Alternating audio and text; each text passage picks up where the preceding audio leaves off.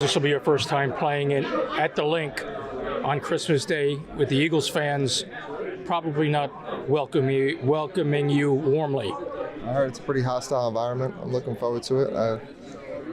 I like to thrive in those environments. You like being a villain?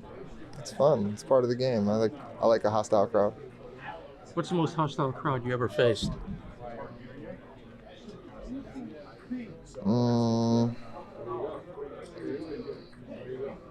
A Bergen Bosco game. You ever seen one of those? 15,000 in the crowd. Don't go well for your family and all. What do you think will be going through your head when they're booing you, wishing you a happy Christmas or Merry Christmas in their own way? Oh. I say Merry Christmas right back. That's that. How big would a win? This team, obviously they lost to the Eagles last year in the playoffs 3 times last year. How big would a win against that team mean, sort of for you in your future? It'd be huge. I think all wins are huge, obviously. But you know, when you're coming off a loss like we did last week, you don't make that win that much better. But to have a win against the Eagles would sort of be like an extra boost on the resume, no?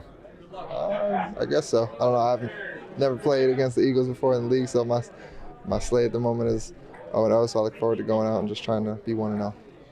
What have you observed about their defense? They're good. They're a good team. They have a good defensive line, but at the same time, not everybody's Superman, so we'll go out and handle business.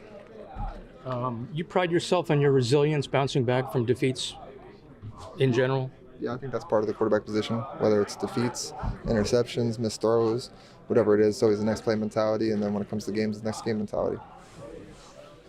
Where's your confidence level right now? High. Never wavers, does it? Does not. What did you make of all the stuff kind of with the pizza place, and then you went there and smoothed things over? You know, what made you want to go do that, and what did you make of all the kind of confusion about how that went down? Yeah, so obviously there was a million things going on. There still is, and some stuff just slipped through the cracks. And as soon as I got word about what was going on, I got word via my telephone. I'm sure some of you did versus ESPN. I was, what is this? Made some calls to my team at the time and got it sorted out and wanted to get over there. I found out, what's today? Wednesday? Found out Monday, said I need to go there next day, went there Tuesday.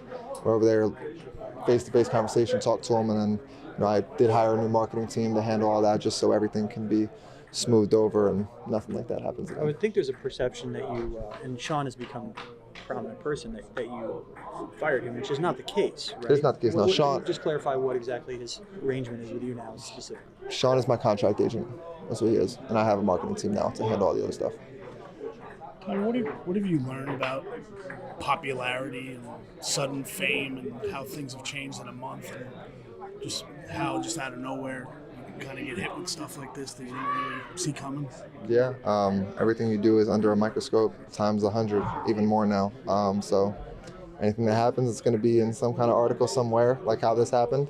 I'm sure if this happened a month ago, it probably would not have happened how it did, but it did. So, got cleaned up, but just continue to be yourself, though. A lot more to slip through the cracks, do you think, than you would have ever realized being in this position now? Yeah, I would definitely never have hoped for anything like that to slip through the cracks. But so I hired more people on a team to be able to handle all that so I can be here and focus on football and what my job is.